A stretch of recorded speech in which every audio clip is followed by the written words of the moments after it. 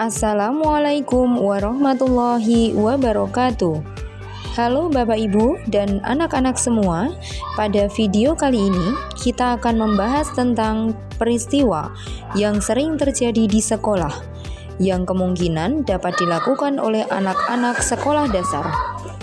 Pada beberapa waktu terakhir, guru yang juga sekaligus sebagai konselor di sekolah mengambil tindakan karena adanya satu kejadian yang dilakukan oleh seorang anak kepada temannya. Seorang anak tersebut mengambil makanan milik temannya tanpa izin. Ketika seorang anak mengambil makanan teman, sebenarnya ada beberapa kemungkinan yang bisa melatar belakanginya. Bisa jadi ia sedang lapar, ingin mencoba makanan temannya, atau bahkan hanya mengikuti dorongan spontan tanpa memikirkan akibatnya.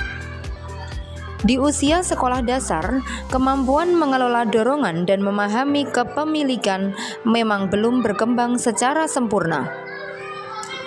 Namun, kita tidak boleh mengabaikan perasaan anak lain yang makanannya diambil oleh temannya.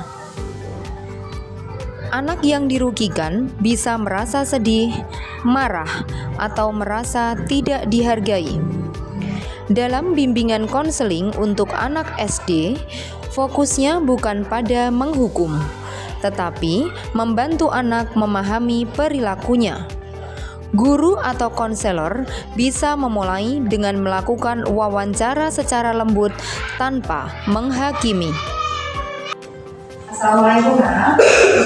Ya, Bu Ami di sini mau berbicara dengan kamu karena ada hal yang harus Bu Ami luruskan dan Bu Ami mau tanyakan sama kamu.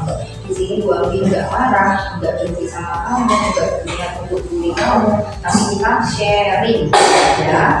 Karena Bu Ami pengen tahu alasan kamu, tujuan kamu kok melakukan itu untuk apa. Silakan kamu boleh cerita apapun sama Bu Ami. Kalau misalkan kamunya merasa ini nggak seperti itu Bu, harusnya seperti ini Bu, boleh cerita apapun sama Bu Ami. Itu ya, jujur aja apa yang kamu rasakan, nanti Bu Ami memberikan solusi sama kamu. Gitu ya. Sudah nyaman di sini?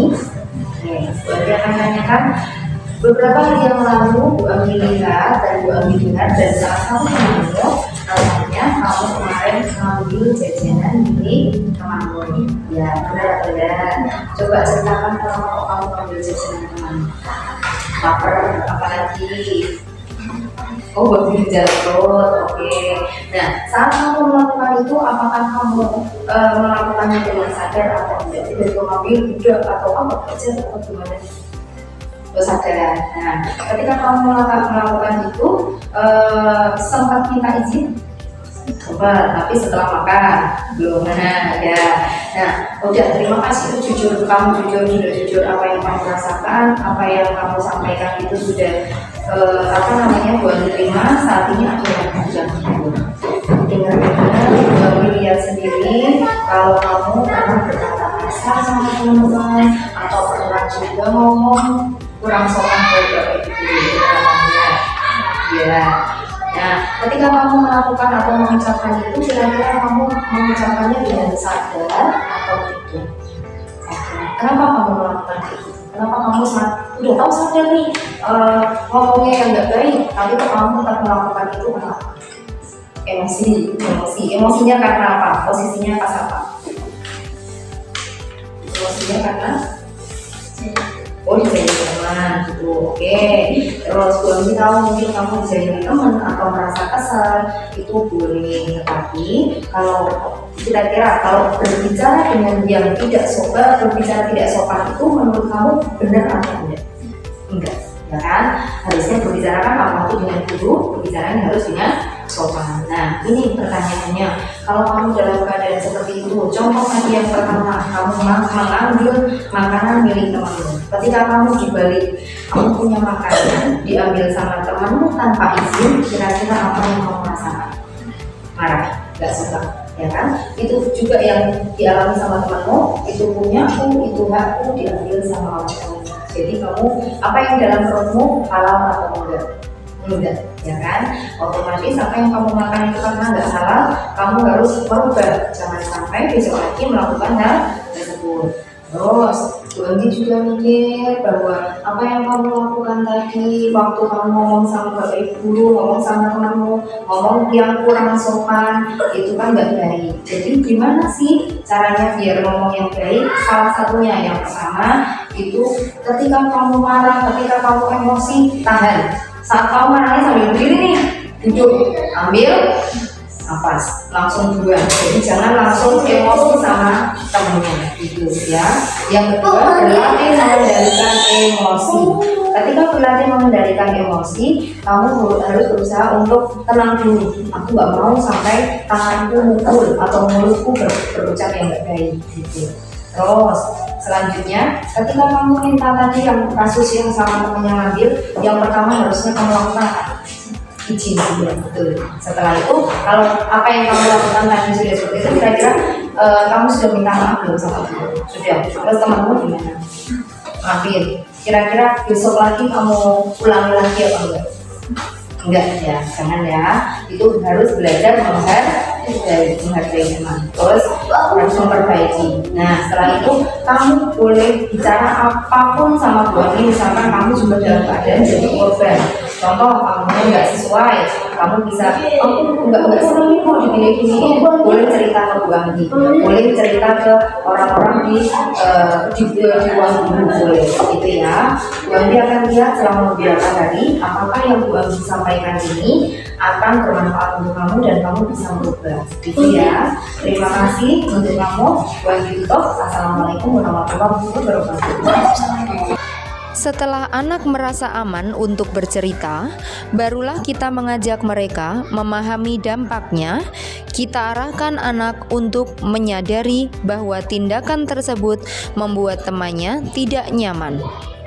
Tahap berikutnya adalah melatih anak mengambil tanggung jawab dengan cara meminta maaf dan berjanji untuk meminta izin terlebih dahulu di kemudian hari. Guru dan orang tua juga perlu memberikan pembiasaan tentang berbagi, batasan kepemilikan, dan cara meminta sesuatu dengan baik. Anak juga harus memahami bahwa kebutuhan mereka itu penting, tetapi harus disampaikan dengan cara yang tepat. Pembiasaan sederhana seperti "boleh aku minta?", "bolehkah aku mengambil makananmu?" dapat membentuk karakter yang jujur dan penuh empati. Boleh gak aku minta uang sama? Boleh. Kasih sama. Nah begitu seharusnya kalian sama teman harus saling menyayangi satu sama lain. Terus kamu juga dengarkan dulu. Kalau kamu minta apa-apa juga harus minta izin dulu.